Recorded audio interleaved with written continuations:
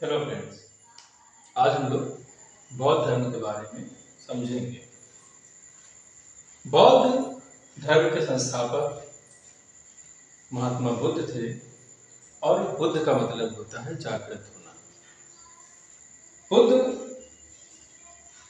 के पिता सुद्धोधन वो कपिलवस्तु के शासक हुआ करते थे और बुद्ध का जो जन्म होता है वो 563 ईसा पूर्व हुआ। इनकी माता का नाम महामाया था। जन्म के 7 दिन बाद ही इनकी माता की मृत्यु हो जाती है। तो इनकी जो मौसी है वो इनका पालन पोषण करती है, जिसका नाम है प्रजापति गौतमी। 16 वर्ष की आयु में सिद्धार्थ की शादी होती है और इनकी शादी यशोधरा के साथ होती है, जिससे कि एक पुत्र होता है जिसका नाम राहुल है। गौतम बुद्ध के जीवन में 4 मुख्य घटनाएं घटी जिसका उनके जीवन पर बहुत ज्यादा प्रभाव पड़ा। उसमें सबसे पहला था एक वृद्ध व्यक्ति, दूसरा एक बीमार व्यक्ति, तीसरा मृत व्यक्ति और चौथा एक सन्यासी जो कि प्रसन्न मुद्रा में था। 29 साल की आयु में सिद्धार्थ का मन जो है सांसारिक समस्याओं की वजह से व्यथित हो गया और जिस वजह से उन्होंने अपने घर का त्याग कर दिया और इसे महाविनिष्क्रमण के नाम से जाना जाता है।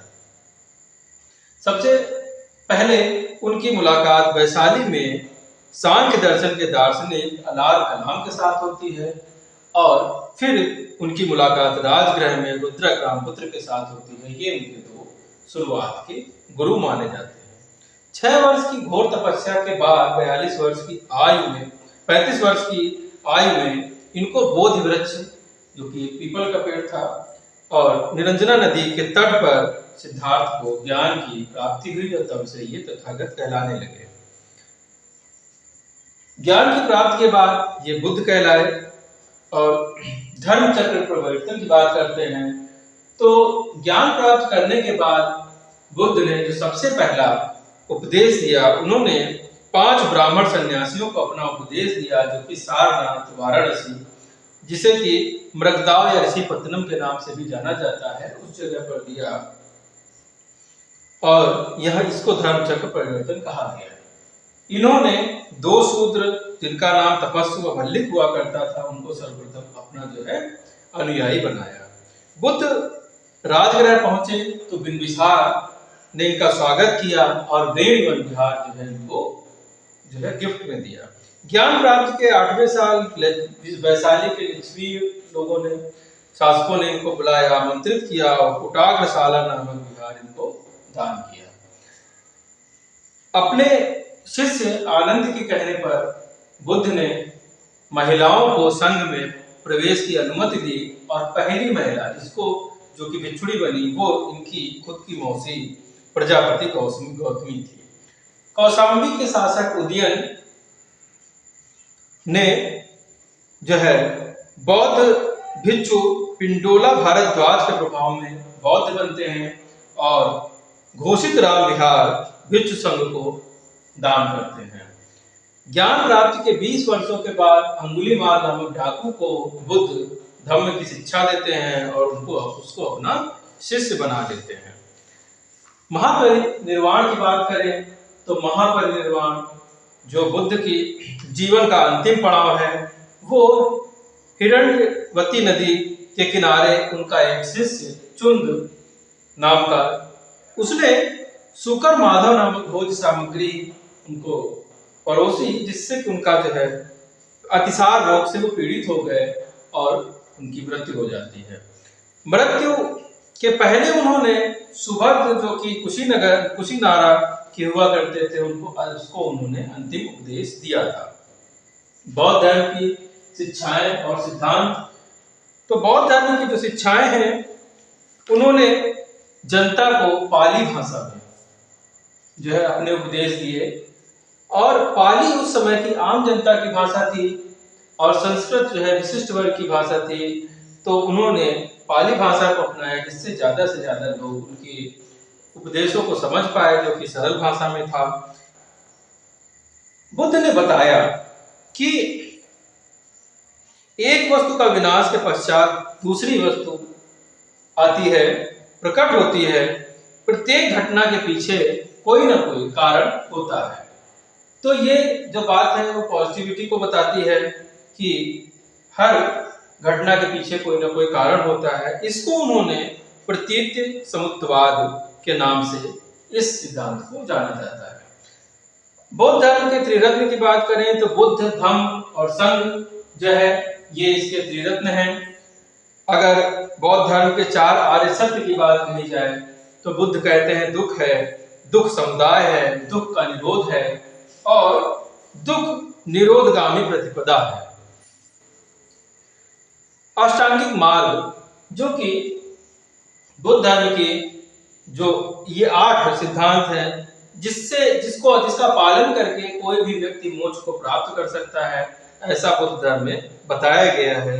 ये है सम्यक दृष्टि, जिसमें कि किसी वस्तु के वास्तविक स्वरूप को समझना, सम्यक संकल्प जिसमें लोभ, द्वेष, हिंसा इन सब से मुक्त विचार रखना, सम्यक वाक अप्रिय वचनों का त्याग करना, गाली गलौज ना करना, सम्यक कर्मार्थ सत्कर्मों का अनुसरण करना, सम्यक आजीव भ्रष्टाचार से पैसा न कमाना, ईमानदारी से पैसा कमाना, सम्यक व्यायाम अपना शारीरिक और मानसिक स्वास्थ्य बनाकर रखना, सम्यक स्मृति सात्विक भाव रखना और सम्यक समाधि एकाग्रता पर बल देना।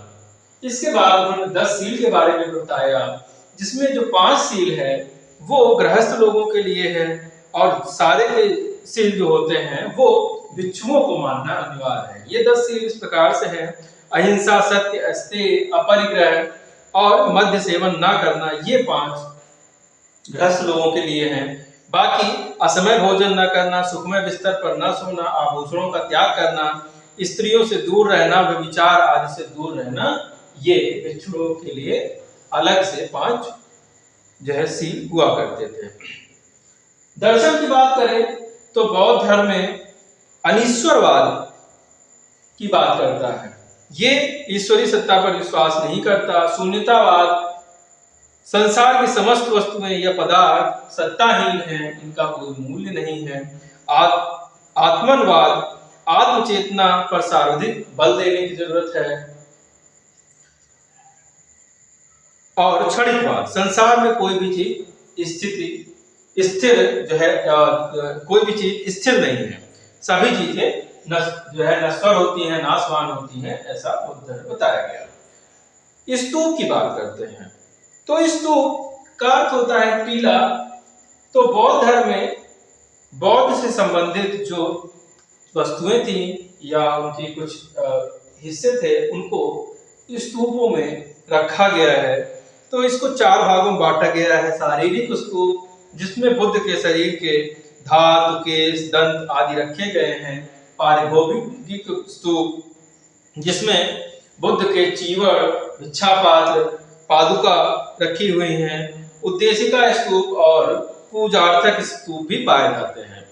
बौद्ध के प्रसिद्ध स्थलों की बात करें तो बौद्ध के समय में बहुत सारे स्थल, बहुत सारे मंदिरों का भी निर्माण हुआ। महाबोधि मंदिर बिहार, महापरिनिर्वाण मंदिर उत्तर प्रदेश, वहीं पर गमेक स्तूप उत्तर प्रदेश और नॉन रोलिंग मोनेस्ट्री जो है कर्नाटक में पाई जाती है। इसके अलावा बहुत सारी गुफाएं जैसे कि अजंता, एलोरा की गुफाएं, कार्ले बौद्ध की गुफाएं प्रसिद्ध हैं। वहीं पर सांची, भरहूत, अमरावती के स्तूप, ये सभी जो है बौद्ध धर्म की देन है।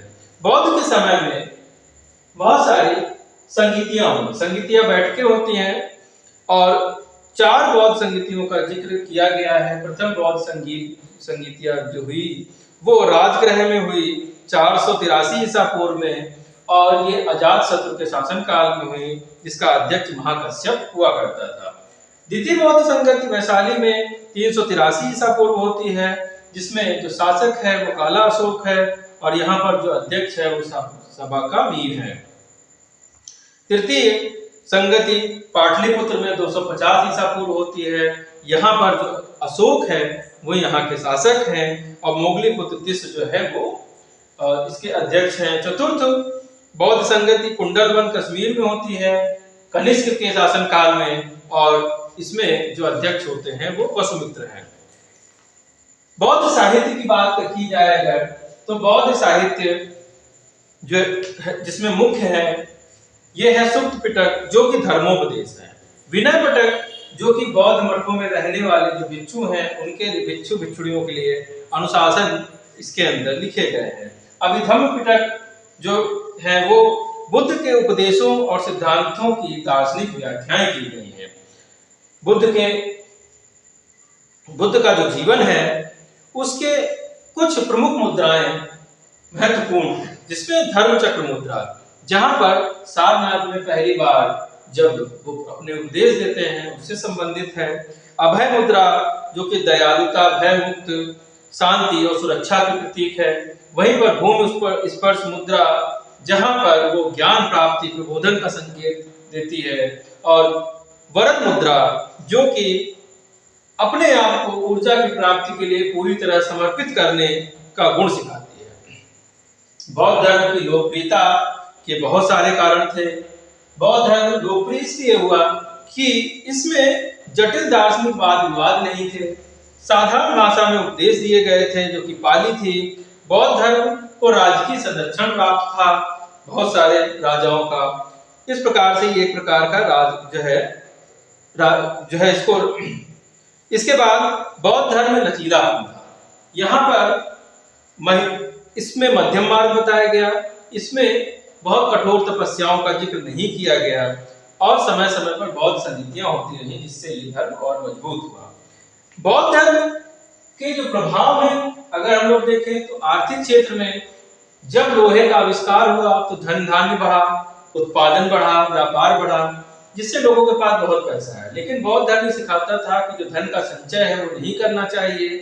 तो लोगों में, क्योंकि अगर धन का संचय करेंगे तो उससे दरिद्रता, घृणा, क्रूरता और हिंसा ये सारी चीजें पनपने की संभावना है, तो लोगों में धन लोलुपता थोड़ी सी कम हुई। सामाजिक क्षेत्र की बात करें तो बौद्ध धर्म में स्त्रियों को और शूद्रों को भी समान जो है अधिकार दिए गए। बौद्ध धर्म ने अपने द्वार खोल दिए जिससे लोगों ने हीनता से मुक्ति पाने के लिए बौद्ध धर्म को ज्यादा से ज्यादा संख्या में अपनाया। राजनीतिक जीवन की बात करें तो जिस भी शासक ने बौद्ध धर्म को स्वीकार किया उसने अहिंसा को भी स्वीकार किया। उसमें अशोक जैसे शासक थे जिसने धम्म नीति का अनुसरण करते हुए अहिंसा का पालन किया।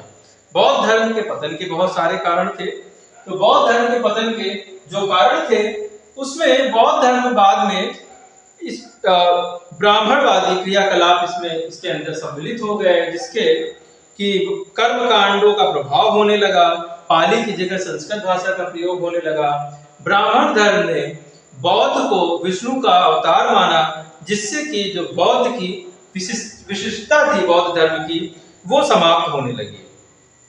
राजकीय संरक्षण धीरे धीरे समाप्त होने लगा। शुंग वंश, कंड, सातवाहन, गुप्त ये सभी ब्राह्मण धर्म को संरक्षण देते थे और इस प्रकार से अब ये राष्ट्रीय धर्म नहीं रहा। शैव धर्म और बौद्ध धर्म के बीच में आपस में प्रतिद्वंदता हुई, जिसकी वजह से जो शैव शासक बंगाल का जो शासक हुआ करता था उसने बोध गया के वृक्ष को कटवा दिया। बौद्ध धर्म एवं जैन धर्म में कुछ समानताएं थी। वो समानताएं इस प्रकार से थी कि दोनों धर्म के संस्थापक क्षत्रिय कुल से थे। दोनों वेदों की प्रामाणिकता को अस्वीकार करते थे। कर्म और पुनर्जन्म की बात दोनों ही धर्मों ने की। शूद्र व महिलाओं के द्वारा मोक्ष प्राप्ति की संभावना का दोनों ने विरोध किया है। असमानता की बात करें तो दोनों धर्मों में बौद्ध धर्म यह कहता था कि निर्वाण जो है वो इसी जीवन में प्राप्त किया जा सकता है, जबकि जैन धर्म कहता था कि निर्वाण मृत्यु के बाद प्राप्त होगा। दूसरी बात कि बौद्ध मध्यम मार्ग की बात करते थे, वहीं पर जैन धर्म जो है बहुत कठोर साधना पर बल देता था। बुद्ध ने जाति व्यवस्था पर कड़ा प्रहार किया जो कि महावीर ने नहीं किया, और महावीर ने अहिंसा के बारे में बहुत ज्यादा बातें की, बहुत ज्यादा इस पे अहिंसा और अपरिग्रह पर बल दिया, जो कि बुद्ध के उपदेश के उतने ज्यादा प्रमुखता नहीं दी।